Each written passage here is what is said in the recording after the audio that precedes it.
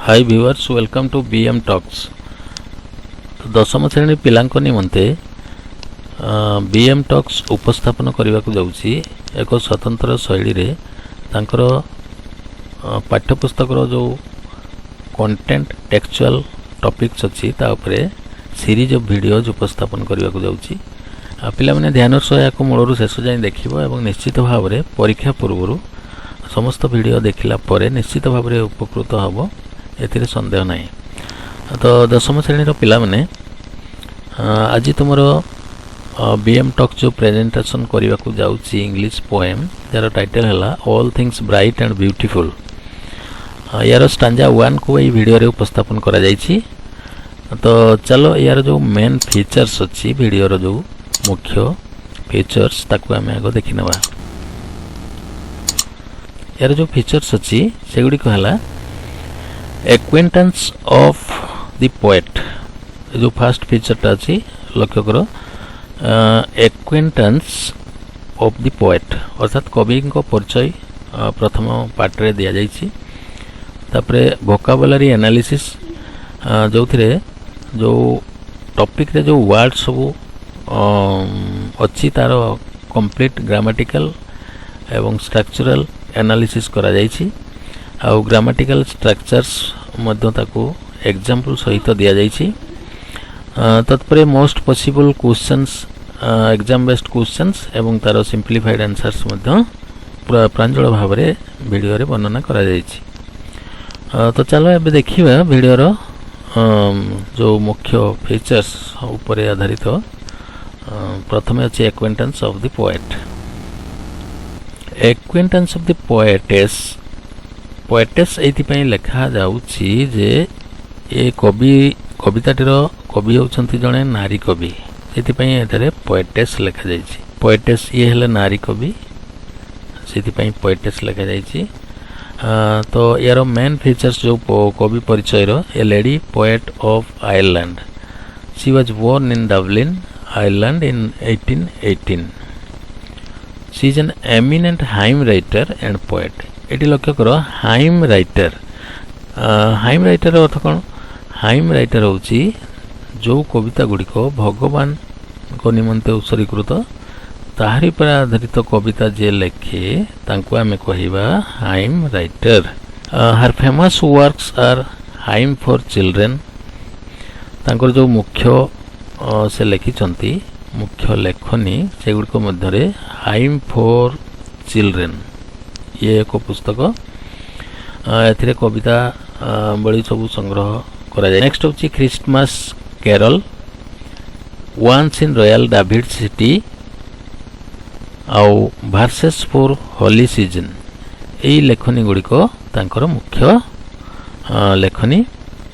ए जो the current poem is an extract from her volume of poems hymn for children. ये जो topic T आम पढ़ा को जाउछंती जोटा कि all things bright and beautiful तांकर मूल लेखा हाइम फॉर चिल्ड्रेन यही कविता बड़ी उद्धृत करा जाइछि। तो पिला माने चलो एबे देखिबा कवितार प्रथम जो स्टांजा 1 सेथिरे कोन अछि। तो पिला माने तुम जानिछ यार कवि होउछंती कवयित्री कवि तो कहले ठीक होनी कवयित्री सेसिल फ्रांसिस अलेक्जेंडर। ये लक्ष्य करो सेसिल फ्रांसिस अलेक्जेंडर ये होउछंती कविताटीर कवि। तो कविताटी कौन से लिखिचंती ये लक्ष्य करो कविताटी से विस्तृत भाव में नेचर जो ऑब्जेक्ट अच्छी जमती sunrise sunset trees flowers reverse mountains birds animals यही सब कथा से लिखिचंती। ता सहित फ्लावर्स आउ डिफरेंट सीजन्स एक कथा मध्य से वर्णना करछंती। आउ या मध्य से वर्णना करछंती जे भगवान हमको जो आखि देइछंती आईज हमको देखिबा पई आखि देइछंती लिप्स देइछंती कोन पई ना to praise the beauty of the creation भगवान को सृष्टिर प्रशंसा करने से आमको लिप्स देइछंती ଆଉ ତାଙ୍କର ସୃଷ୍ଟି ଜିନିଷକୁ ଦେଖିବା ପାଇଁ ଆଇଜ୍ ଦେଇଛନ୍ତି ବା ଆଖି ଦେଇଛନ୍ତି। ଏଠି ଏକ ପ୍ରଶ୍ନ ଅଛି ଯେ have you ever thought who has created such beautiful things for us? ତ ଏ ବ୍ୟୁଟିଫୁଲ୍ ଥିଙ୍ଗସ୍ ବା ପ୍ରକୃତିର ଯେଉଁ ସୌନ୍ଦର୍ଯ୍ୟ କିଏ ତିଆରି କରିଛନ୍ତି?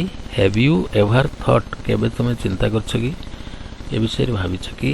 ଆଉ ଏକ ପ୍ରଶ୍ନ ଅଛି who has blessed us with the senses of sight, smell and feeling?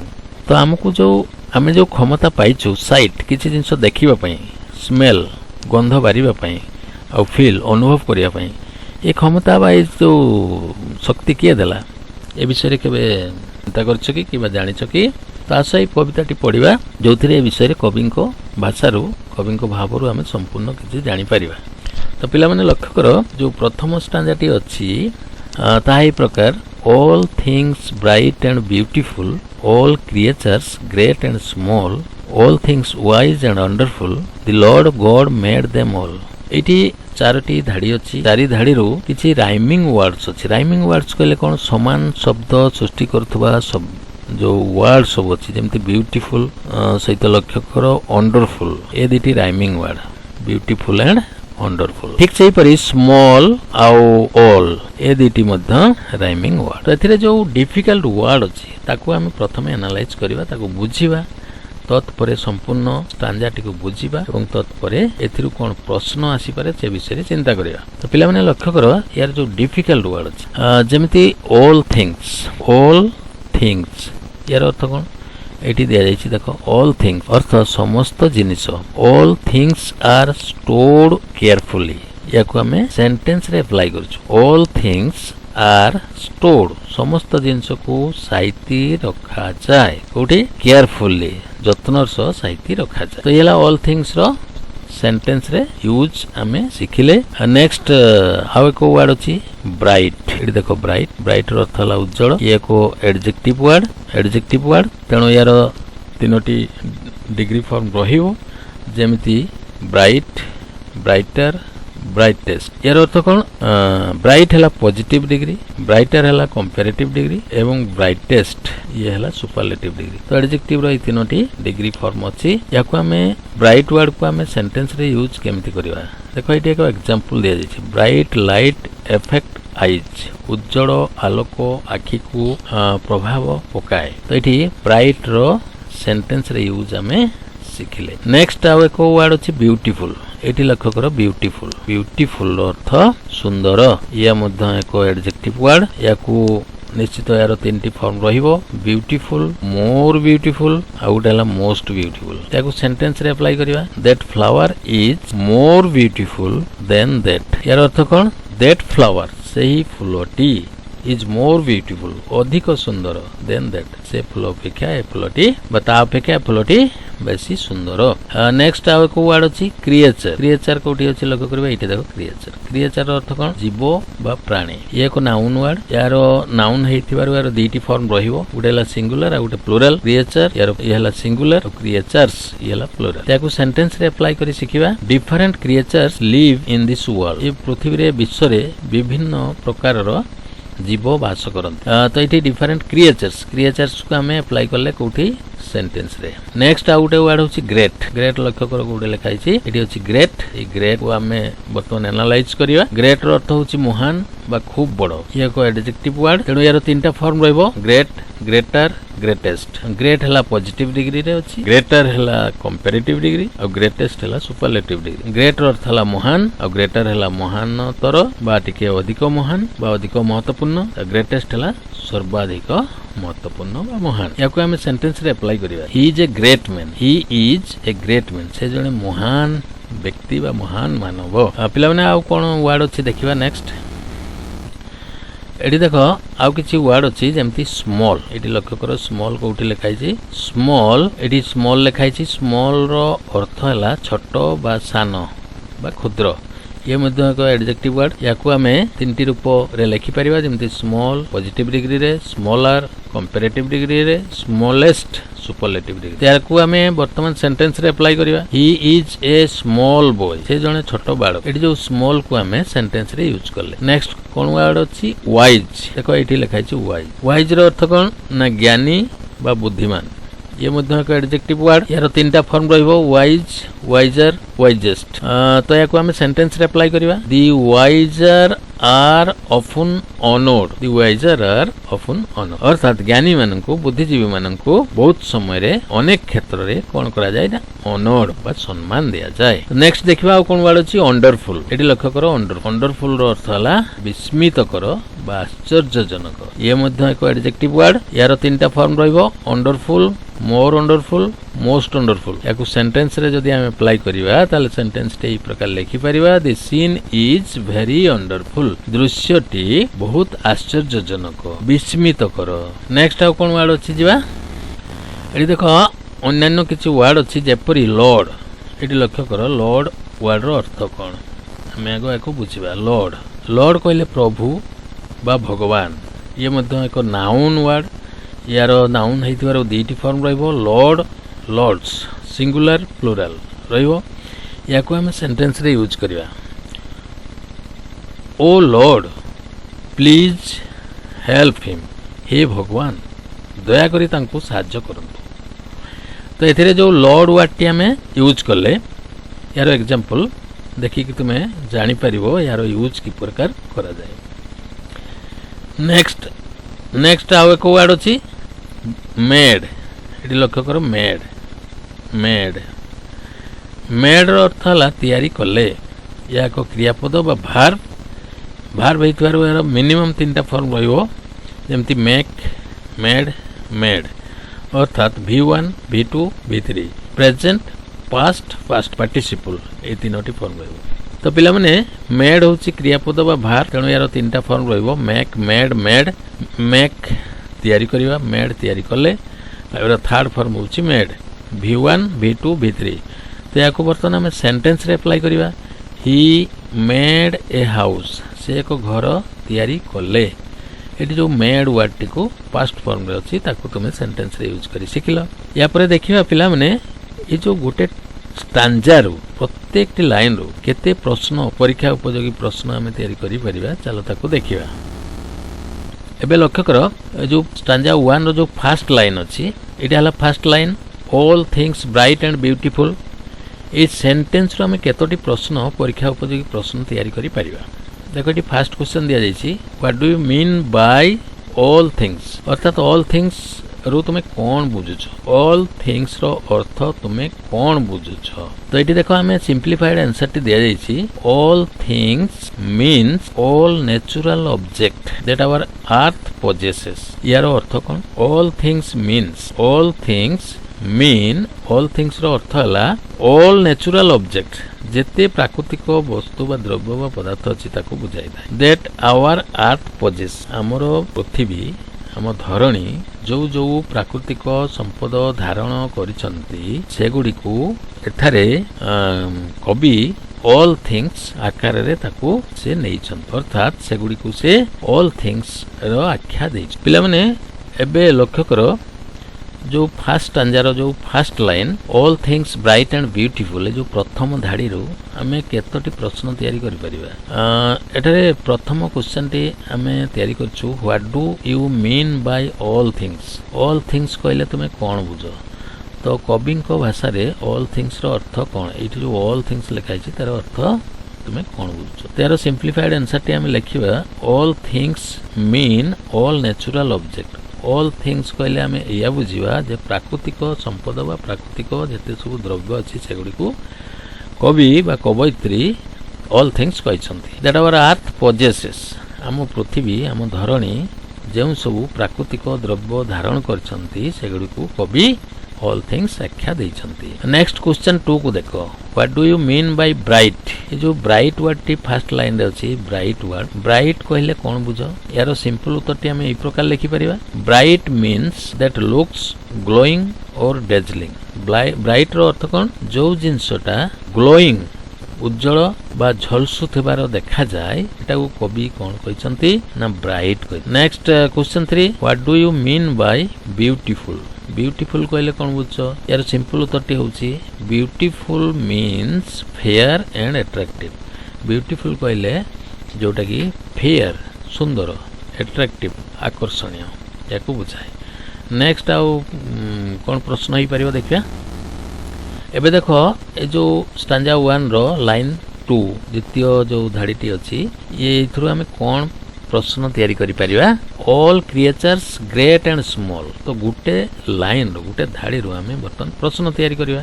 Question 4 एथारे तैयारी करा जायछि देखो what do you mean bye creatures. Creatures कहले तुमे कौन बुझ ये जो क्रिएचर्स अछि यार अर्थ कौन यार सिंपल आंसर टी होछि creatures mean all living beings. तो क्रिएचर कहले हमें या बुझिबा समस्त जीवित प्राणी को बुझाए। Next question 5 what do you mean by great and small. Great and small ए जो एठे लिखा जायछि ग्रेट एंड स्मॉल एटा को यार अर्थ कौन यार सिंपल आंसर टी हमें ए प्रकार लिखिबा here great and small signifies the dignity and position of the living beings। तो ग्रेट एंड स्मॉल कहले हमें कौन बुझा ये कविता रे यार अर्थ होची the dignity and position of the living being जीवित प्राणी मानकर महत्वपणिया आ पोजिशन तांकर स्थिति ये दुईटा कथा को प्रकाश करुछि। नेक्स्ट आ कौन प्रश्न हो पार देखिया एबे देखिया स्टांजा 1 रो जो लाइन 3 अछि all things wise and wonderful एठू हमें किसी क्वेश्चन तैयारी करिया। देखो क्वेश्चन 6 जो क्वेश्चन 6 अछि what do you mean bye wise. Wise कहले कौन बुझछो बा वाइज रो अर्थ कौन यार सिंपल आंसर टी होची वाइज मीन्स इंटेलिजेंस और हैविंग नॉलेज।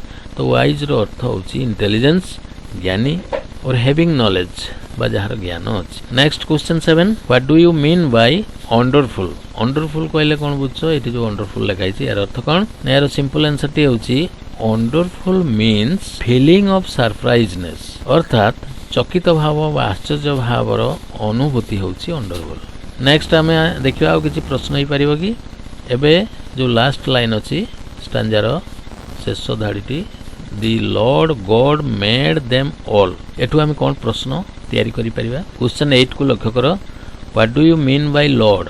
लॉर्ड कहले कौन बुझे जो लॉर्ड लिखा है लॉर्ड रो अर्थ कौन यार अर्थ होची लॉर्ड मीन्स ऑलमाइटी और सुप्रीम पावर सर्वशक्तिमान। ऑलमाइटी और सुप्रीम पावर कहबार अर्थ होची सर्वशक्तिमान जे सर्वशक्तिमान ताको हमें लॉर्ड कहबा। Next question 9 what do you mean bye God. ये जो गॉड कहले तुम कौन बुझछो गॉड रो अर्थ कौन। गॉड रो अर्थ होची the simple answer is God means the spiritual body whom we believe to be the source of peace and divinity। तेर अर्थ कौन God कहले अर्थ कौन गॉड रो अर्थ होची स्पिरिचुअल बॉडी ऐश्वरिक शक्तिमान जो गॉड रो अर्थ होची स्पिरिचुअल बॉडी बा ऐश्वरिक शक्ति धारण करथिबा व्यक्ति बा whom we believe to be the source of peace and divinity जे कि शांति पीस एंड डिविनिटी स्वर्गीय सत्ता जहाँ पाखे अच्छी सी हूँ भगवान बा गॉड। तो पिला माने एबे देखिबा किछि प्रश्न जोटा कि परीक्षा उपयोगी आसी पारे से प्रश्न गुड़ी को एठारे दिया जाइछि ध्यान सह देखो जो क्वेश्चन 10 प्रश्न टे what does the poet think of all things. तो यार प्रश्न रो अर्थ कौन आगे बुझा दरकार से अनुसार हमको उत्तर लिखा पड़ो। What does the poet think of all things. All things विषय कविंकर धारणा कौन बा कवि कौन चिंता करछंती। तो यार सिंपल आंसर टी हमें प्रकार लिखा the poet C.F. Alexander thinks that all things are bright, beautiful, wise and wonderful। तो कवि ए विषय रे भावुचंती जे C.F. Alexander जे कवि से भावुचंती जे ऑल थिंग्स कहले से गुडी को सेही जिंस जो गुडी को कि ब्राइट उज्जवल देखा जाउथो ब्यूटीफुल सुंदर देखा जाउथो वाइज जो जिंसर ज्ञान थिबो बा जो जिंस महत्वपूर्ण हेइथिबो एवं वंडरफुल एवं विस्मितकर हेइथिबो से गुडी को हला ऑल थिंग्स कविंग को भाषा रे ऑल थिंग्स रो अंतर्गत से पदार्थ गुड़िक बा से वस्तु गुड़िक हो पारिबो। Next question 11 who has made all this things. All this things ए सब को किए तैयारी करछंती तो आंसर हम God has made all this things. तो भगवान गॉड ए सब तैयारी करछंती। पिला माने स्टांजा 1 रो एतिकी प्रश्न आम एक्सट्राक्ट करि परिबा। एबे देखिबा आउ किछि प्रश्न होई परिबो कि पिला माने स्टांजा 1 रो बस एतिकी प्रश्न आम तैयारी करि परिबा। Thanks for watching this video. See you in my next video coming very soon. Stanza 2. Take care. Goodbye.